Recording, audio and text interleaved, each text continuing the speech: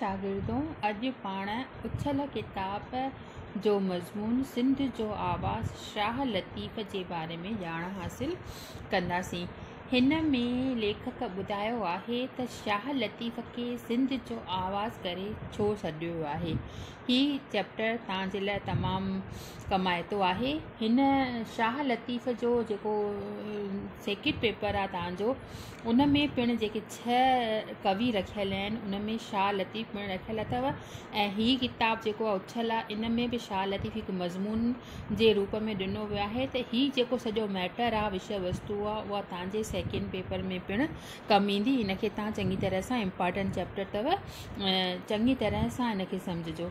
छो जो इन में शाह लतीफ़ जे बारे में, शाह लतीफ़ हिकु अहिड़ो शाइर थी गुज़रियो आहे, अगरि सिंधी साहित्य में शाह लतीफ़ जो नालो मिटाए छॾिजे त अधु सिंधी साहित्य त सम्झो ख़तमु थी वियो। त इन करे जेको शाह लतीफ़ जेको आहे हिकु तमामु वॾो अमूल्य रत्न आहे सिंधियुनि जे लाइ। उन जे बारे में ॾिसो त लेखक छा ॿुधायो आहे। ॿुधाए थो त सिंध जहिड़ी विचित्र भूमीअ जी तर्जमानी करणु ऐं आवाज़ बणजणु जहिड़ी तहिड़ी ॻाल्हि न आहे। जंहिं भूमीअ में न पथर बीहे, न चिटसाली, न नक्श, न थंबो, तंहिंजी झलक कीअं ॾेखारिजे, तंहिंजो रूप कीअं पधिरो कजे, सिंध ऐं सिंधियत जो यादगार कीअं खड़ो कजे, सिंध जो आवाज़ कीअं प्रगट कजे यानी ज़ाहिर कजे। इन्ही सुवालनि जो जवाबु हिकु ई थो थी सघे, यानी त को साहित्य जो साईं इहो कठिन कमु हमवार करे ऐं शब्द द्वारा सिंध जी आत्मा प्रगट करे। इहो कमु सूरवीर या ज्ञानीअ जो हरगिज़ न आहे। त कंहिंजो कमु आहे? अचो त ॾिसूं हिन में अॻिते छा थो ॿुधाए। त वॾो भाॻ आहे सिंध जो ऐं सिंधियुनि जो हिकु अहिड़ो कामिल साहित्यकार पैदा थियो जो सिंध जो आवाज़ थियो ऐं सिंधड़ीअ जो राखो दुआगो थियो। राखो दुआगो माना रक्षा कंदड़ ऐं उनखे दुआ कंदड़, उनजी रक्षा कंदड़।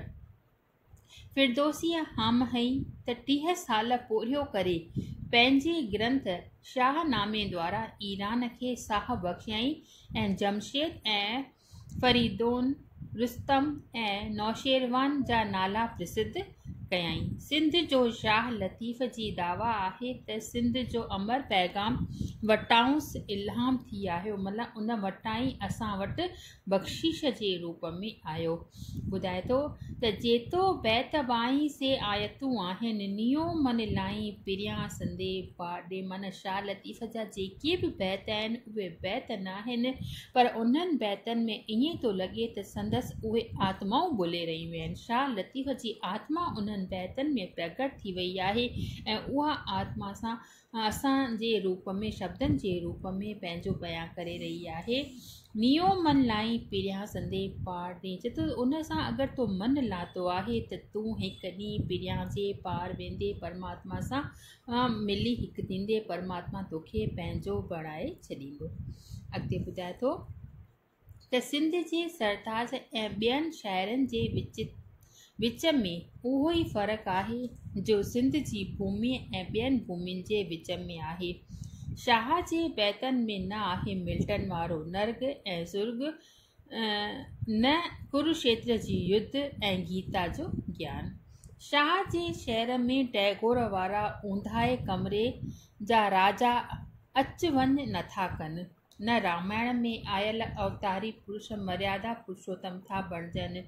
शाह शेक्सपियर वांगुरु इंसानी तबियत जो अंग अंग नथो चिटे, न फिरदौसीअ वांगुरु रुस्तम ऐं अफसद यार पारां पहलवान थो प्रगट थिए। शाह जा बैत ॾिसण में सादा आहिनि ऐं बहर ऐं वज़न में रदीफ़ ऐं बंधननि खां बिल्कुलु आज़ा आहिनि, मतिलबु उन्हनि बंधननि में बदल काननि खे उन्हनि खां आज़ा आहिनि, माना आज़ादु आहिनि।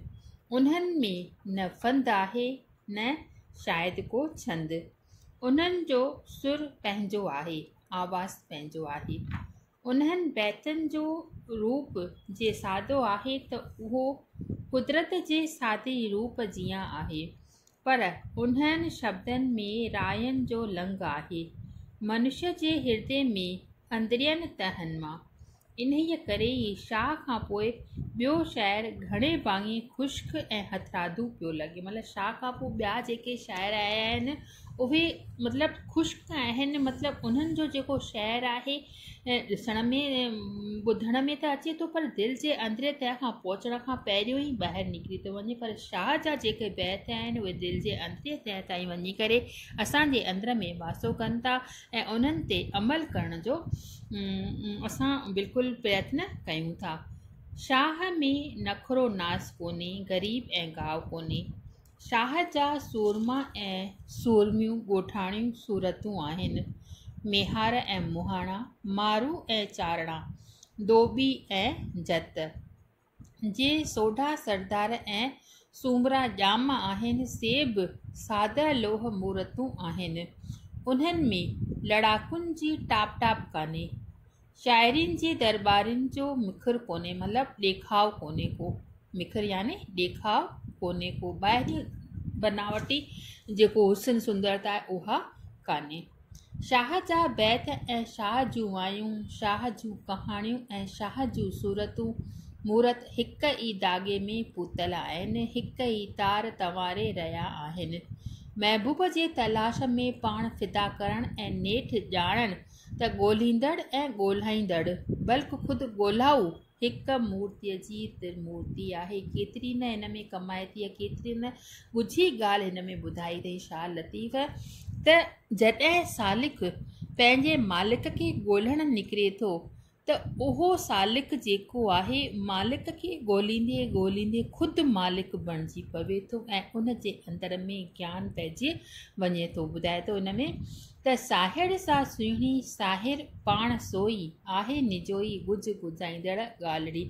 साहिड़ सां सुहिणी मतिलबु साहिड़ जेको समुंड आहे उहा ख़ुदि सुहिणी आहे ऐं साहिड़ पिणु सुहिणी। सुहिणी म्यार जी तव्हां स्टोरी ॿुधी हूंदी, उन में ॿुधायो अथई त सुहिणी जॾहिं मेर खे ॻोल्हण लाइ निकिरे थी ऐं जॾहिं मेर खे ॻोल्हींदे ॻोल्हींदे उहा हीणी पई थी वञे थी ऐं उनजो जेको आहे उहो जेको दिलो आहे उनजो साथ कोन थो ॾिए, पाणीअ में भॼी बोरा थी थो वञे, तॾहिं हूअ पंहिंजे मेर खे सॾु करे थी। त उहा ॻाल्हि ॿुधाए थो त उहो मेहर ऐं उहा सुहिणी ऐं उहो समुंड टई मिली करे हिकु ॻाल्हि थी वञनि था। इन्हीअ ॻुझीअ ॻाल्हि खे अगरि सालिक सम्झे थो त परमात्मा उनखां परे कोन्हे, आहे निजो ई गुज। इहा जेका ॻाल्हि आहे उहा ॻुझी आहे, इन्हीअ खे चङीअ तरह असांखे सम्झण जी कोशिशि करणी आहे। त इहे जेके ॻुझा राज आहिनि शाह जे बैतनि में चिटे नमूने इज़हार थियल आहिनि, इन्हनि खे असांखे सम्झण जी कोशिशि करणी आहे। वरी थो चवे त ईअं न आहे